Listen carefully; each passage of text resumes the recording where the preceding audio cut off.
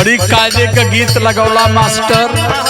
ये हमान के समय के गीत हो, सुलेमा के गीत है। तुझे अपना साथी बनाने से पहले, तुझे अपना साथी बनाने से पहले मेरी जान मुझको बहुत सोचना है। मेरी जान मुझको बहुत सोचना है। मेरी जान मुझको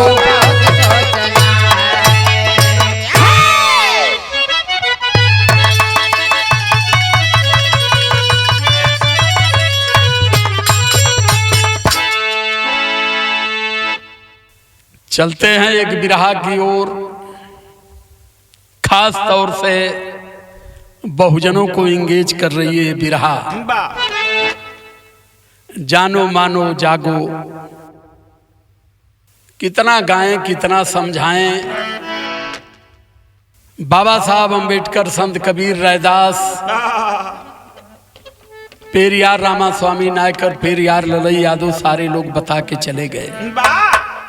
कौन सी नशा लगी है कि आप समझ नहीं पा रहे हो। चूंकि विषय हमारी नहीं है। मनोज तिवारी जी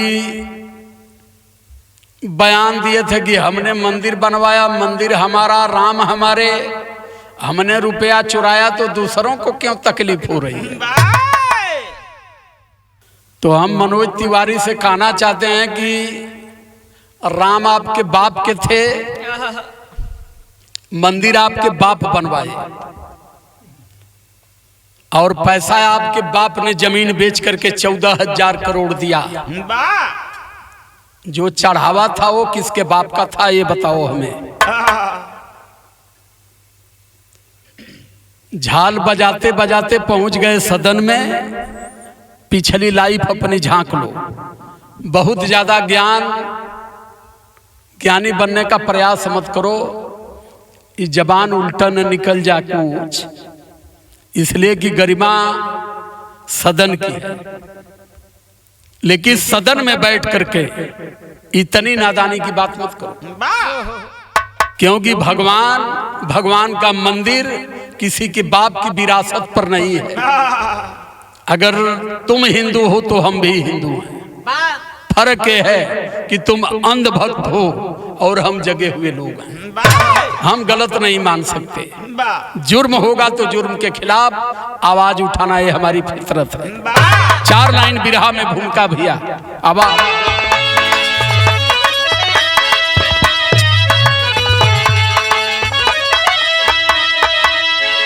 मैं ढक के दूध के दरिया में डालिदा, भागी करके वो हमें से कीचड़ में जाई। गिरगिट के गर्दन में हीरा पहनाई बाप,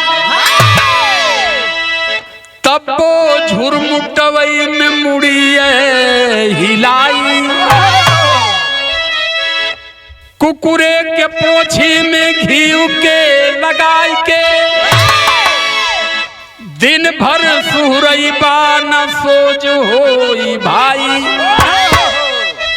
कछुआ न हंसी बनी, डब से नहवले से। संति केतनो बड़ा होई, दान के चोराई।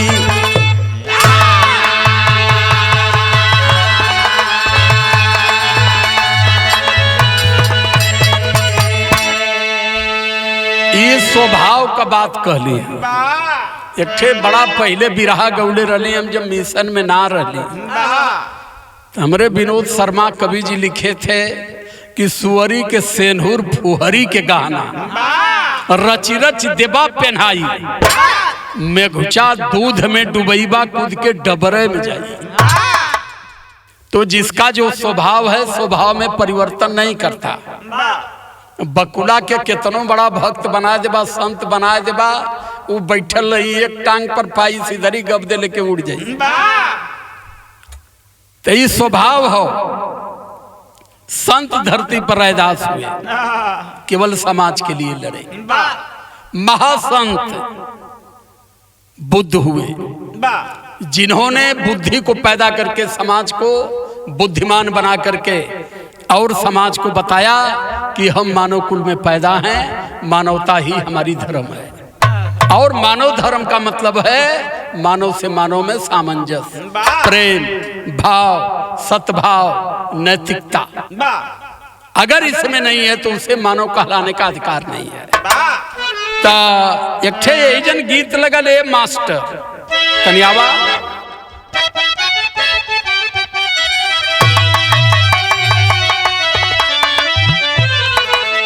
अरे चोखा बाप, अरे चोखा बाप चटनियों से प्यार मांगेला, हे अचार मांगेला, अंगनैया में ने बुला अनार मांगेला।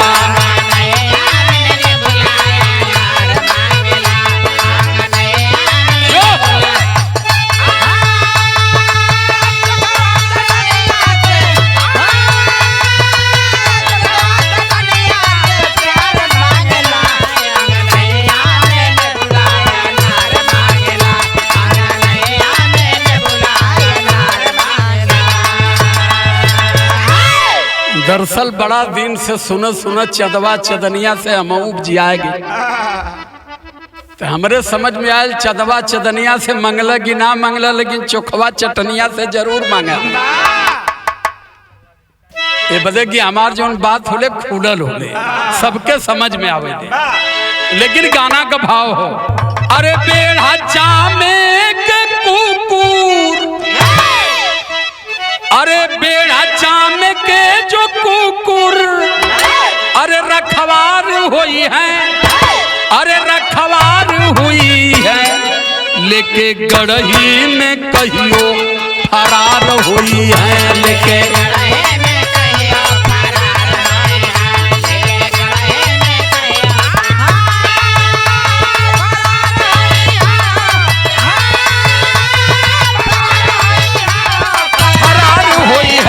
के गढ़ही में कभो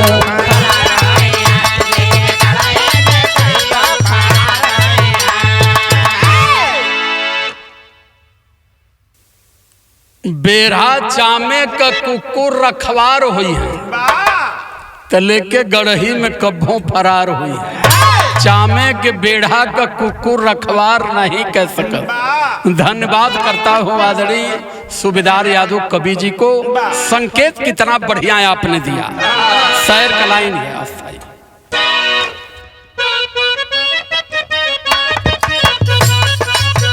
मंदिर मस्जिद का विवाद तो पुराना था,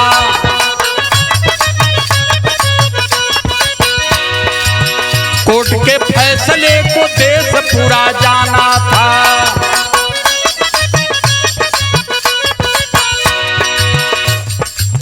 मगर उद्घाटन हो गया बिना मुहूर्त में, शंकराचार्य नाराजी थे किसी सूरत में।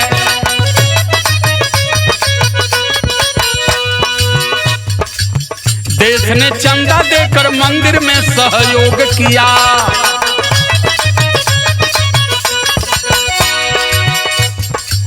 राम भक्तों के नाम इनका खूब प्रयोग किया।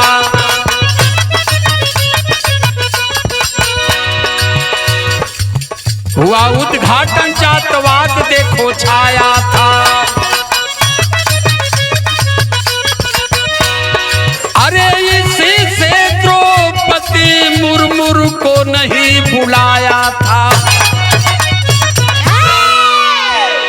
सारे चारों शंकराचार्य नाराज, देश के संत नाराज।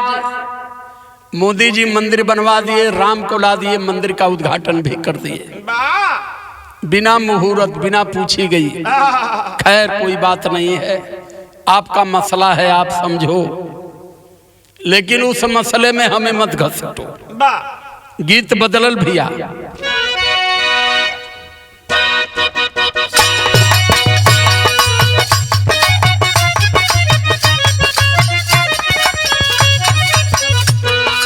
यह गीत का लाइन है, पाक गईले गोहुआ लटक गईली बालिया खनक रे गईले ला।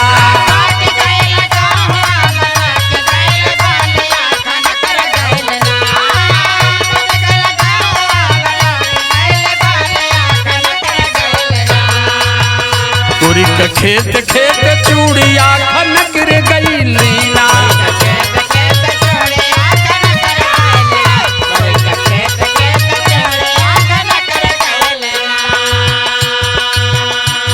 लेकिन गाने का भाव है, बन गया मंदिर, भगवान राम की स्थापना कर दी गई। और जब स्थापना हो गई तो पूरे भारत के लोगों को पता चला कि भगवान राम हजारों साल पहले अयोध्या से भगा दिए गए थे। माननीय मोदी जी ने उनको पुनः ला करके बसा दिया। अब गांव पूरा देश के लोग जुटे लगल। अरे कर दर्शनमया नर और नरिया उमड़ी हो गई नैना।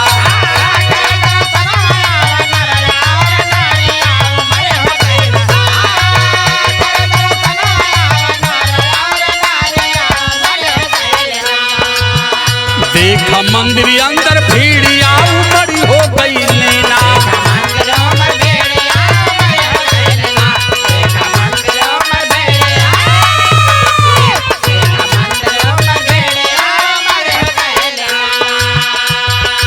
टेलीविजन पर हम लोगों ने देखा था, क्या देखे? अंगुरी धरा के मोदी राम के ले गई,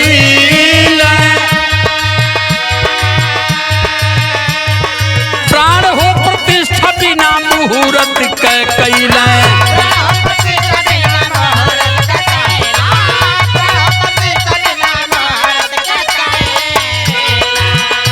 अरे चंपत राय कष्ट के करल रखवारिया उमड़ी हो गई नैना।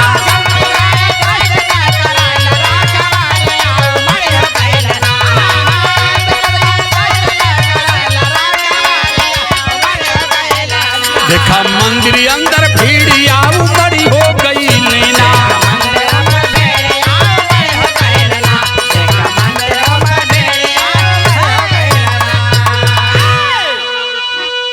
लगल भीड़ जुटे, राम आ गए, सारे लोग लगे जाने। ट्रस्ट के अध्यक्ष चंपत राय, जिन्होंने महंगी जमीन दिखा करके सस्ते में खरीद करके 3 गुना दामों में बेच करके झोलनी भर लिए राम के नाम पर। मैं जानना चाहता हूं कि आज सीता मैया रो रही है। बाहर मोदी, अगर आप ले गए मेरे पति को तो कम से कम मुझे भी ले चलते, किसी कोने में बैठा देते। लेकिन कहल जला नारी चालाक होने संपत्ति का रखवाली बड़ी तगड़ी करेली। तो सीताराम से जय श्री राम हो गए, और सीताराम से पहले जय सिया राम था। पहले सीताराम था, जब जय श्री राम हो गए तो भाषा वहां से बदल गई। अब गीत लगल दूसर का हो।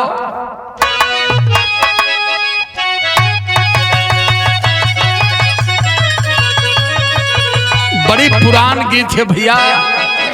आए के हमान अपने बचपना में, जब हमान का बचपना रहते गीत का जवानी रह।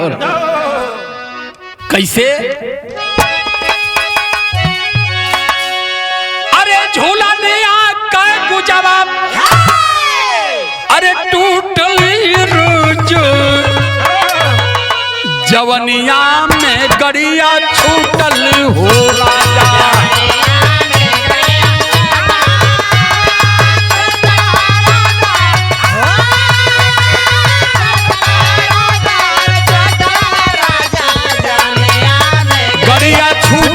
हो राजा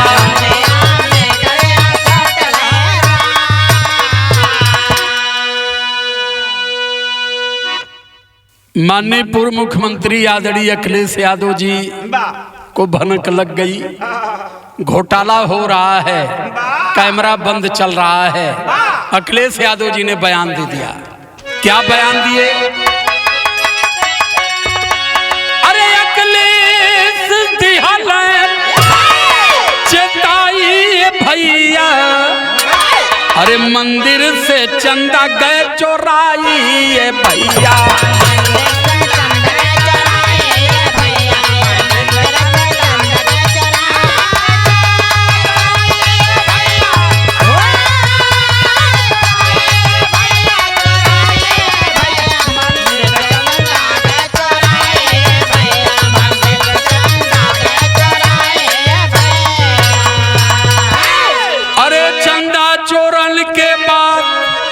हजम नाही भइले, असली लट्टी पड़ी आदित्य पर तब कैले।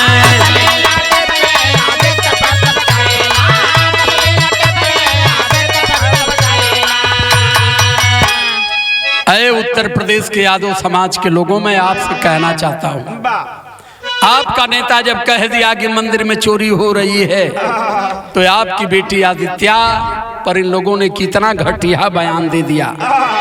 उसके बाद भी अगर नहीं समझ पाए, इनकी तलुआ चाटी करते रह गए, तो आपसे निष्काम कोई धरती पर अब दोबारा नहीं पैदा होगा।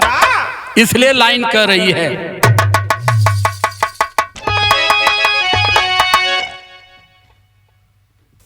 अरे नहीं छिपले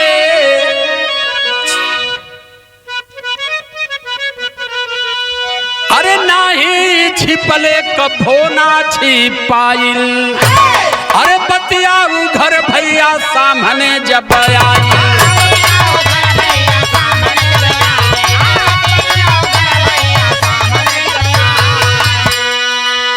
अरे चोरवा गई, अरे घबराई भैया, अरे चोरवा गए घबराई भैया, अरे मंदिर से पैसा चोराई ये भैया।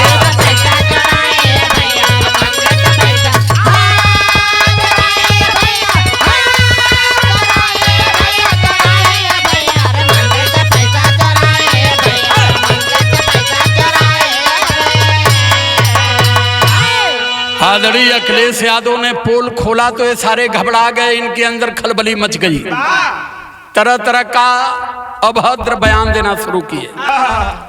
ता गीत बदल गई, तनी सा बढ़ाया मास्टर।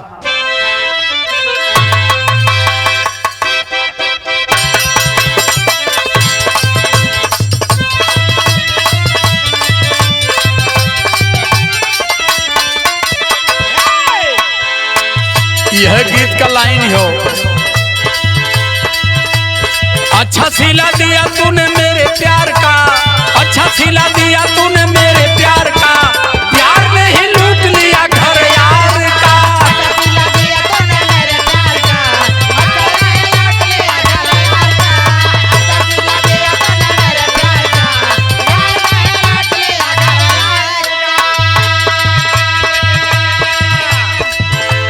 सुनो राम को अपनी बपहंसी बताने वाली लाइन क्या कर रही है।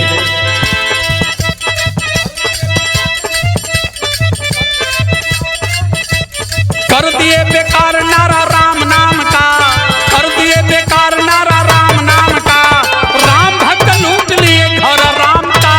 कर दिए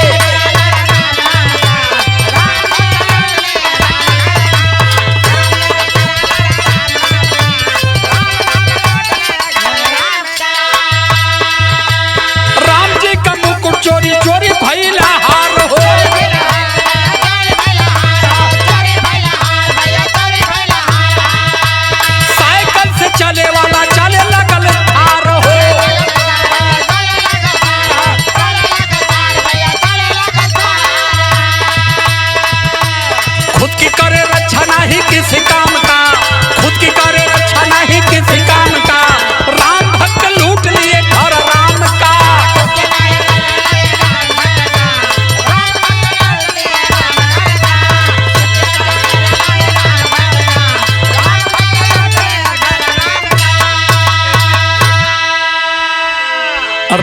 को यही बदनाम कर दिए।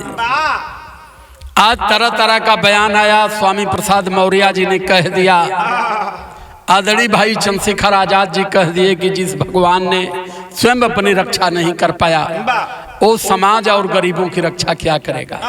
एक गनगना गए पूरा। बताओ ना इसमें गलत क्या है? किस लिए हमें कहते हो कि राम ही दुनिया के मालिक है? अगर दुनिया के मालिक हैं भगवान, हम भी मानते हैं, हम सम्मान करते हैं, तो फिर अपनी रक्षा क्यों नहीं कर पाए? और तुम बताते हो कि भगवान राम दुनिया के मालिक हैं और तुम ही भगवान के घर में डकैती डाल दिए। तो गीत बदल गई बाबू। आवत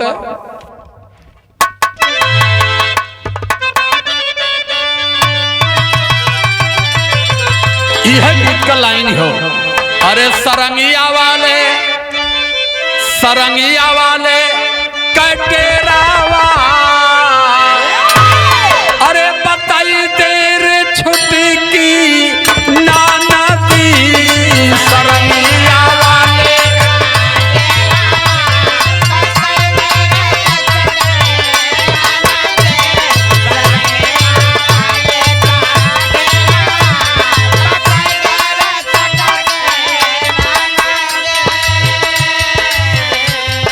पूरे देश में खबर फैल गई। मर्यादा पुरुषोत्तम भगवान राम की चरणों में चांदी और सोना चढ़ाने वाले गुजरात के एक साथी का हमने बयान दिया। उन्होंने कहा कि 2 कुंटल हमने चांदी भगवान राम को चढ़वाया था, न हमें रसीद मिली, न ही चांदी का तक कोई हिसाब मिला, न ही अब तक ये दे पाए। पूरे देश में राम को बदनाम करके इन लोगों ने रख दिया। लाइन कह रही है,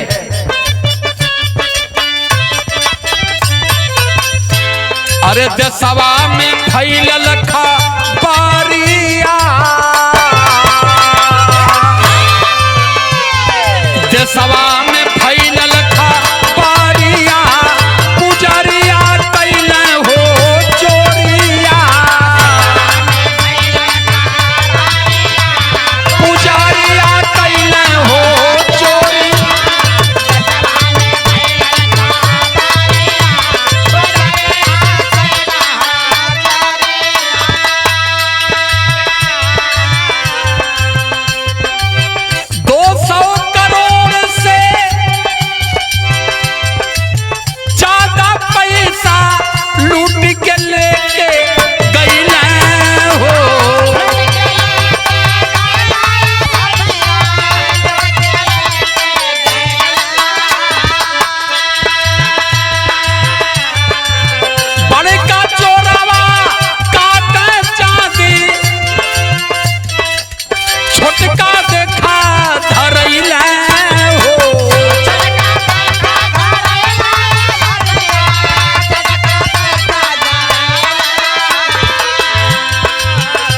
अरे कुछ कह भइल की रफ्तारिया,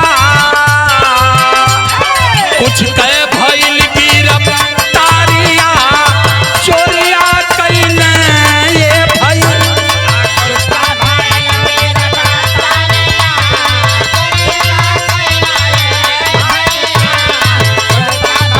गिरफ्तारिया पुजरिया कैले हो चोरिया। बड़का चोर मलाई काटत हुआ छोटका धराए गिला, जौन पंचर बनावे वाले रहा, गाड़ी पूछे वाले रहा, और वही में एक ठे टुनटुन यादव भी रहा। बड़का जगत गुरु कहना कि टुनटुन के फांसी आई, जौन 4-5 ठे पाड़े चौबे मिश्रा तिवारी अमैन के 6 महीना में छोड़ दिया। खा खा के हराम का मोटाए हैं, इनकी बुद्धि भी मोटा गई है। मैंने बेचारा टुनटुन पाड़े गाड़ी चलाता था। अरे अहिर कहाँ चोरी करेगा, ढंग इनके है। बहुत ज्यादा चोरी कैले तो तनिक केहू का चन्ना उखाड़ लेना, नहीं किराया उखाड़ लेना।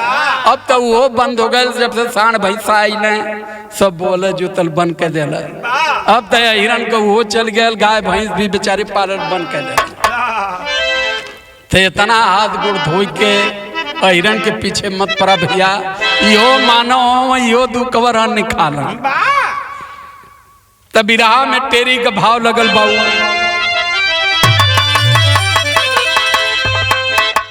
कि अरे राम चंपत झील के चंपत हो गए, हिंदू चुराए निहल श्री राम का संपत्ति। हिंदू चुराए लेहल श्री राम का संपत, चंपत जी लेकर चंपत हो गए। लारे लरे लरे लारे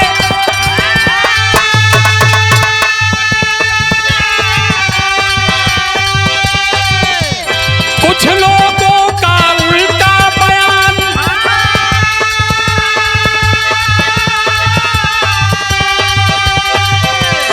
आया राम की संपत्ति परी।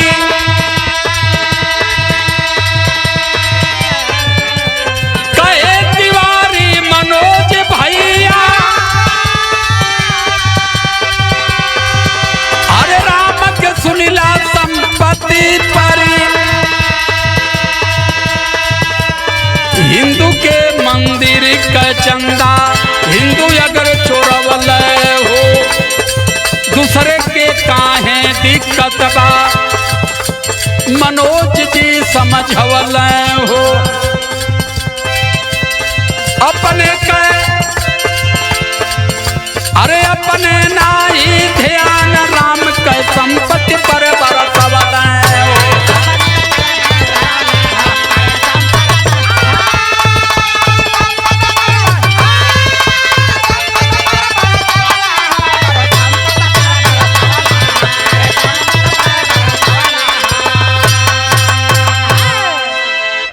मनोज तिवारी कहला कि ये भैया हमान का मंदिर, हमान का राम, हमान का पैसा, हमान का दान, काहे दूसरे के समस्या होती हो।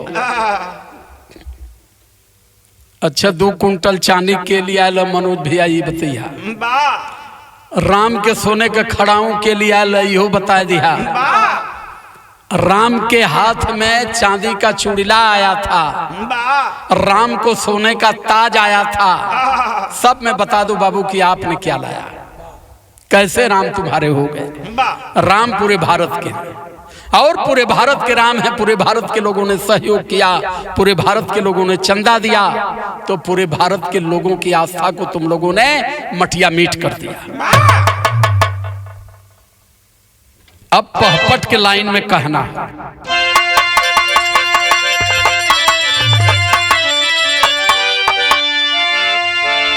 अरे कुछ लोगन के उल्टा मिलल बयान राम के मंदिर पर। अरे कुछ लोगन के उल्टा मिलल बयान राम के संपत्ति पर। कहे तिवारी मनोज सिन्हा तान राम के संपत्ति पर।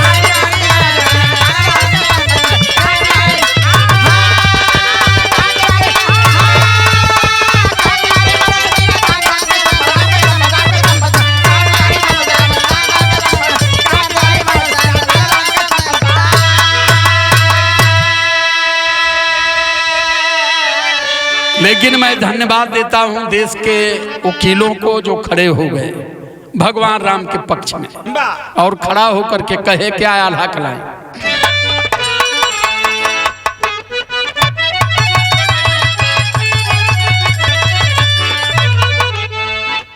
अरे कैले हो प्रतिज्ञा मिली कि भारत के वकीलवा चंदा चोरवन कले बा भैया बेईमान।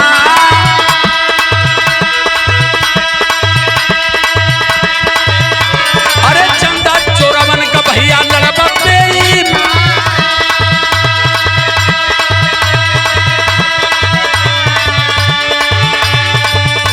अरे कौन मुसलमान अगर शामिल यहाँ होता है, अरे कोई मुसलमान अगर शामिल यहाँ होता,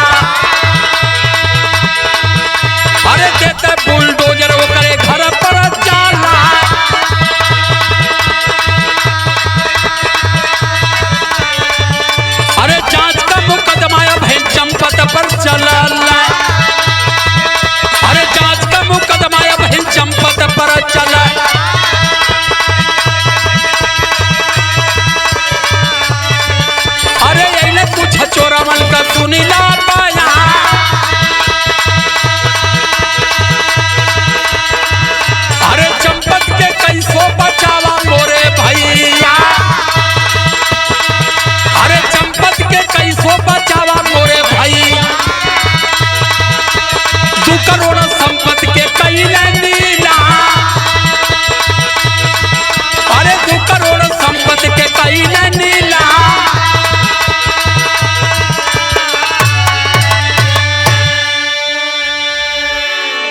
छोटकी सिधरी पकड़ा गई नहीं, बड़की गिरई भाग चलने। अब बड़की गिरई में जौन पढ़ना रहल, अब लगल सब जुट के बचावे के भैया इनके बचावा। वही में 2 एक ठौरा पकड़े ऐसन उन्हन के घूरे में 8-10 लाख मिलल। बारे भारत, अब बारे भारत का धर्म स्थली, अब बारे भारत का धर्मी जो धर्म की हिफाजत कर रहे हैं। इसीलिए कहा जाता है ये धर्म नहीं धंधा है, और भारत का पढ़ा लिखा बहुजन अंधा है। इसलिए कल्याण कभी आपका मंदिरों से होने वाला नहीं मित्रों। आप सीधे विद्यालय पकड़िए। हमारे लिए हमारे भगवान बाबा साहब अम्बेडकर ने विद्यालय देकर गए, मंदिर देकर नहीं गए। मंदिर जिसके लिए है उसको मुबारक हो। आखिरी लाइन,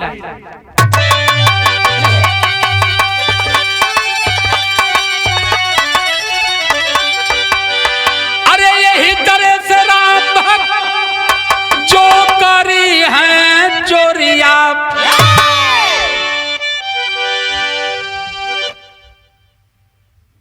केहू ताके नाई भैया हो या वध की ओरिया।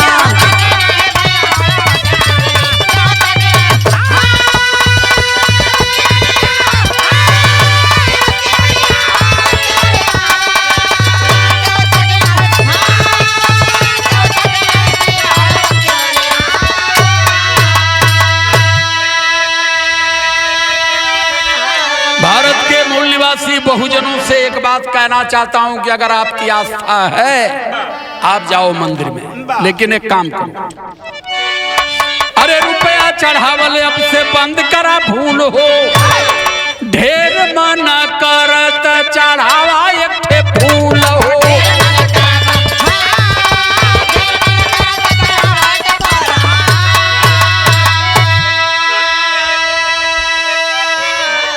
अगर भगवान से आस्था है, प्रेम से ले जाकर एक फूल चढ़ा देंगे तो भी भगवान प्रसन्न हो जाएंगे। अब भगवान से आस्था ना रही तो भगवान के 4 कुंटल सोनवा दे देबा, लेकिन निबुक दे कोनो दूसर रह जेबा मुलुल मुलुल तकता है। सुना, अरे चंदा से भराई जो संतनी के झोलिया, चंदा से भराई जो संतन के झोलिया, अरे यह दशा करी है तब तक ना केहू अवध की ओरिया। दान से चंदा से संतों की झोली भरेगी, उनका पेट बढ़ेगा, और तुम्हार पेट एकदम कोखा में जाएगी। तो वहां से अपन दिमाग हटाला लोगन, मन कर हम पूजा के मना नहीं करत हैं, लेकिन पैसा के बदले फूल चढ़ावा। चला, अरे गुरु बिहारी गुरुपत्तु गजनी ना कैला ऐसन, यादो कहते सुबेदार भक्त कई के गईल जैसन हो।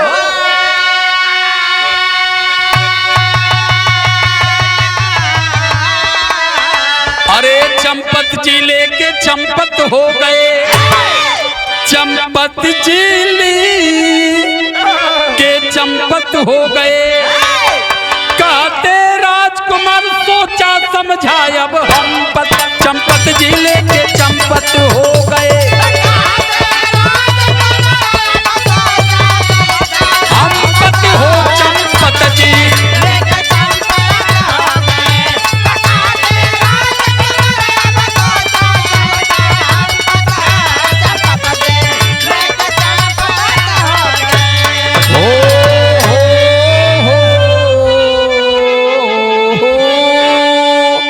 जय भीम, नमो बुद्धाय, बहुत बहुत साधुवाद।